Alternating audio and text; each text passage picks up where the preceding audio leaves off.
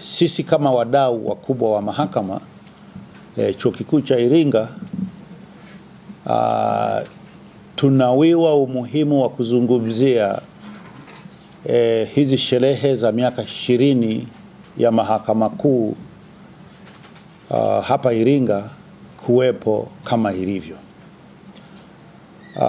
Kwanza kabisa, kwa muda wa miaka 20 toka imeanzishwa mwaka 2005 mpaka leo,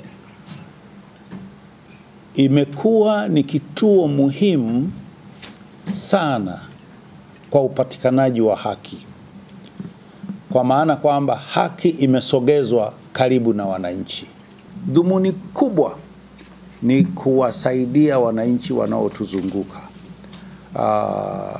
wale ambao hawana uwezo wa kulipia gharama za mawakili. Kwa hiyo tuna kitengo kabisa na tuna mtu yuko pale muda wote wa asubuhi mpaka jioni, kuanzia Jumatatu mpaka Ijumaa. Na mbali na yeye tuna wanafunzi na tuna vijana mbalimbali ambao wanasaidia pale. Kwa hiyo wananchi tunamsaidia kwa kiasi kikubwa: moja, kumtengenezea nyaraka; pili, uwakilishi wa mahakamani; na tatu, elimu. Hilo ndilo jambo kubwa, na ni vizuri tuwaite wananchi wafike. Kuna vitu mbalimbali vitatokea pale. Kwa mfano, kutakuwa na shughuli za msaada wa sheria zinaendelea mpaka sasa hivi, mpaka siku ya kilele.